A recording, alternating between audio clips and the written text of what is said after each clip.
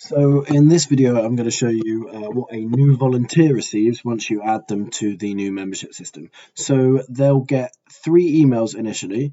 The first one is this one, and it'll say dear and the person's name and invite them to log into Atlantic Data. This is because now almost every role can process a DBS check. So for what you need, and unless they're going to start processing DBS check, you can tell them to ignore this email for now because we don't need it to set them up on the new system and we don't need it to process their DBS.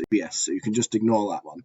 The second email they'll get is this one, inviting them to log into the new membership system. So if they click this link here, scouts.org.uk, it will take them through to this page. So they just need to enter their email address here and click send verification code.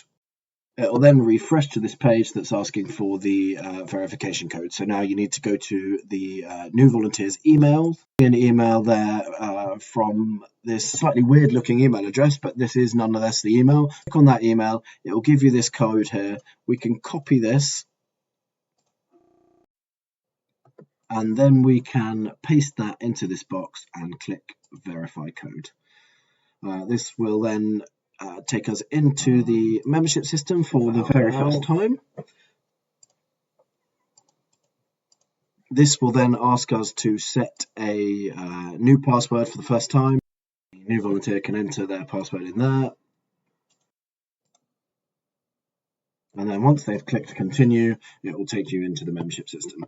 The first thing it should do is prompt that new volunteer to enter all their personal details and make sure that's all up to date.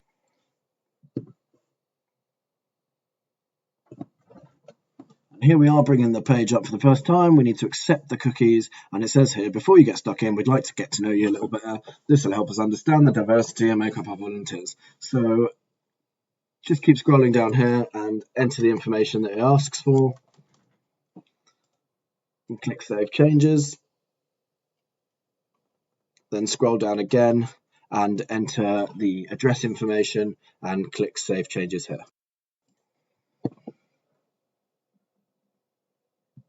So we've now done those 2 things it was asking for, and now it brings up, please enter your emergency contact. So again, scroll down and we can enter our emergency contact information here and click Save Changes.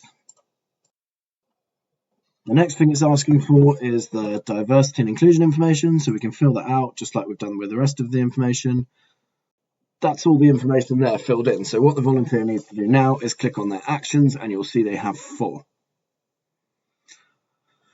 Those actions will be to update the member profile, which we've already done, to sign the declaration, which we'll do now. So click Sign Declaration there, read through that, scroll to the bottom, click I confirm I've read and understood the above declaration for a volunteer role, and click Sign and Submit.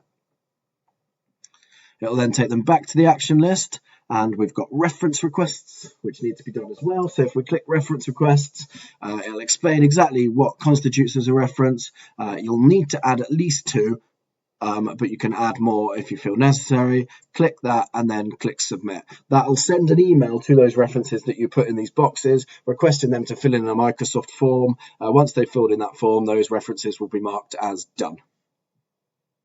So once that's all done, you can go back to the actions page, and the last one is the core learning. So if we click on core learning here, it takes us to this learning page. They need to click My Learning. That will then take you through to this page, and the new volunteer will see these modules, which are the ones they need to complete for their role to be made full.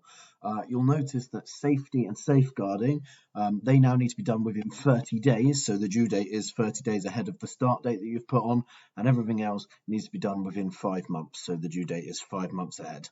You just click on them and go through each of the things, and it will automatically update their profile.